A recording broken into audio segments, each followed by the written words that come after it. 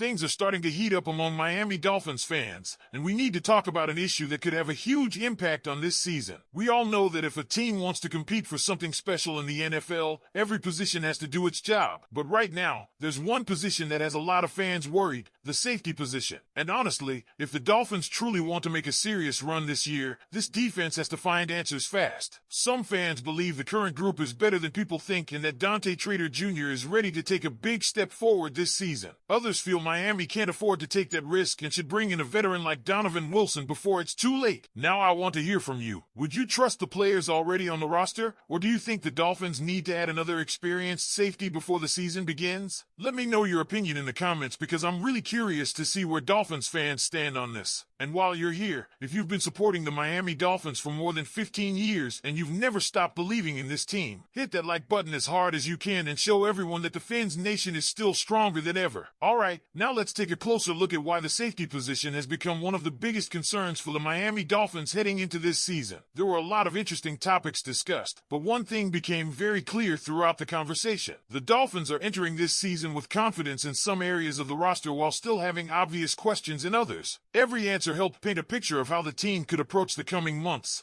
and some of those opinions may surprise a lot of fans. One of the first questions focused on the tight end position and whether Miami should consider making a trade. The first name that immediately came up was Michael Mayer from Las Vegas. The reasoning makes sense.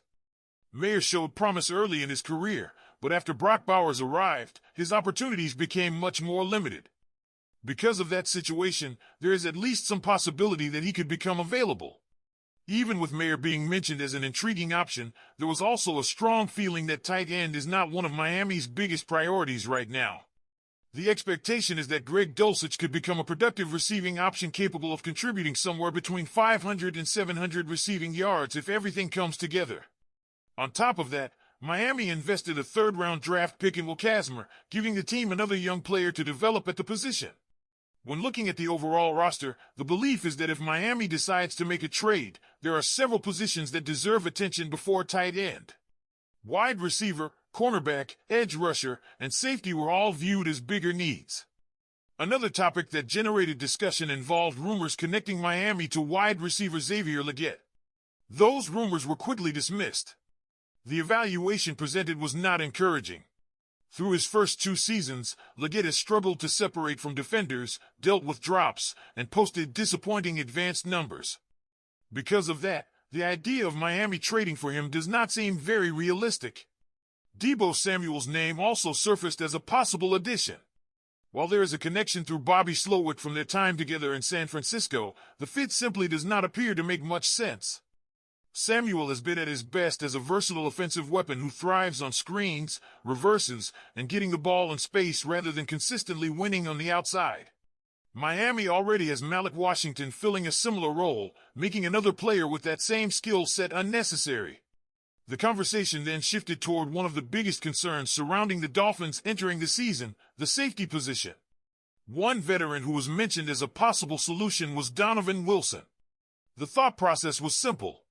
Even though Wilson had his struggles in coverage last season, he would still inspire more confidence than the current options expected to compete for playing time. Xavier Woods and Taylor Rapp were also mentioned as veterans worth considering if they remain available. Right now, there is real concern about Miami's safety room. Dante Trader Jr. is expected to be one of the starters, while Lonnie Johnson Jr. is another player projected to receive significant snaps. The belief expressed throughout the discussion was that this is currently one of the weakest position groups on the entire roster. Another question focused on Major Burns, who joined Miami after playing in the UFL. While Burns had a productive season with the Houston Gamblers, expectations remain modest. The competition for roster spots will be difficult, and several other safeties currently appear to have better chances of making the final 53-man roster. Still, because the position lacks proven depth, a strong training camp could give Burns an opportunity to surprise everyone. Quarterback was another fascinating subject. The discussion centered around Malik Willis and whether he could become Miami's long-term answer or whether the Dolphins may find themselves drafting another quarterback next year. There was acknowledgement that a lot depends on how the season unfolds. Miami has one of the lowest projected win totals entering the year. But there is also optimism that the team could prove more competitive than many expect thanks to improved physical play on both the offensive and defensive lines along with a stronger running game. If the Dolphins end up selecting near the very top of the draft, quarterback would naturally have to enter the conversation simply because elite opportunities do not come around often. Several college quarterbacks were mentioned as players worth monitoring throughout the upcoming season, but there was also confidence expressed in Malik Willis. The belief is that Willis possesses more talent than many people realize. If he performs well, even during a difficult season, Miami could instead trade down in the draft, collect additional premium picks, and target another elite prospect at a different position. At this point, there is still plenty of uncertainty, but the confidence in Willis was stronger than many fans may have expected. Another major theme throughout the discussion involved the identity of the offense. The expectation is that Miami wants to become a much more physical football team. Running the ball is expected to be a major part of that identity, especially early in games. Keeping the defense off the field and controlling possession appears to be one of the primary goals. Several roster decisions support that philosophy. Aaron Brewer was extended. Austin Jackson was retained. Caden Proctor was selected early in the draft. Those moves all point toward an organization that wants to dominate at the line of scrimmage far more consistently than in previous years. One especially interesting detail involved rookie tight end Will Kazmir. Rather than simply viewing him as another pass catcher, the expectation is that Kazmir could become a critical blocker in multiple formations. He may line up as an inline tight end, move into the backfield, or even function almost like an extra offensive lineman in heavy running packages. His impact may not show up in fantasy football statistics, but it could become extremely valuable to the overall offense. In fact, when asked which rookie is flying under the radar, Will Kazmir was immediately identified as the answer.